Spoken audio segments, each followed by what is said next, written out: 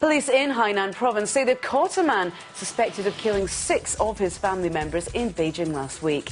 Li Lei was arrested in Sanya and reportedly confessed to hacking his parents, 2 children, wife and sister to death just over a week ago in their home in Beijing's Daxing district. He then fled to Sanya last Saturday morning after the bodies of the dead were found on Friday by his wife's younger brother.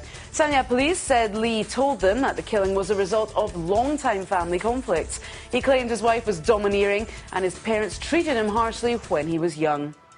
10 journalists and 48 officials have been charged with taking bribes to cover up a mining disaster last year. Chinese media reports say that mine bosses relocated bodies, destroyed evidence and paid journalists a total of $380,000 to hide the incident. 34 miners and a rescuer were killed in an explosion 3 weeks before last year's Olympics at the Lijiawa mine in Hebei province.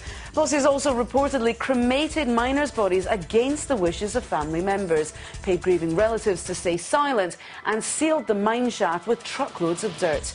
The incident was kept out of the public eye for almost 3 months until it was reported on an internet chat site, and the uproar that followed forced the central government to step in.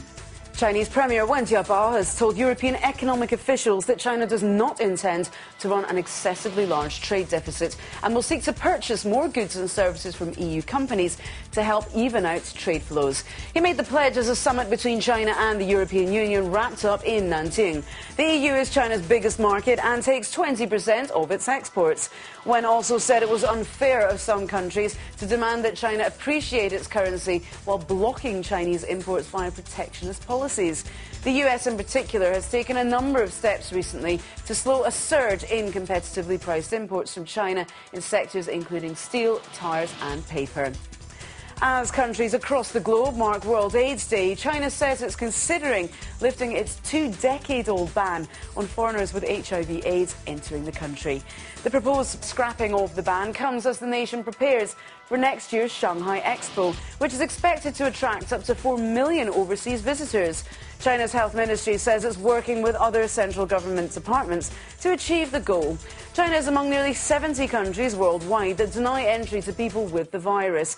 Currently, visitors on a short-term entry visa must declare at the border that they do not have HIV/AIDS, while those looking to stay for a longer period must take a blood test and are refused admission if they're found to have the disease. Shares of casino operator Sands China Limited fell sharply on their trading debut in Hong Kong on Monday as investors worried about the valuation and the heavy debt the company has taken on to expand its Macau operations. The Macau unit of Las Vegas Sands Corporation raised $2.5 billion from the offering, but its shares closed down 10% at 9.32 Hong Kong dollars after having fallen as low as 8.78. By contrast, Hong Kong's benchmark Hang Seng Index rose 3.3%. And Taiwanese movie No Puedo Vivir Sin Ti has won the Best Feature at the Golden Horse Film Awards, recognised as China's Oscars. Director Leon Dai said the film's Spanish title sounded more emotionally fitting than the English equivalent Can't Live Without You. Filmed in black and white, the movie follows the plight of a single working-class father from the southern port city of Kaohsiung as he tries unsuccessfully to secure his daughter an education. The film won 3 other awards for Best Original Screenplay, Outstanding Taiwanese Film of the Year and Best Director. Elsewhere, Li Bingbing scooped the Best Actress award, while the Best Actor trophy was shared between Huang Bo and Nick Chung. And those are the BON News headlines for now, but we'll be back with more news after this.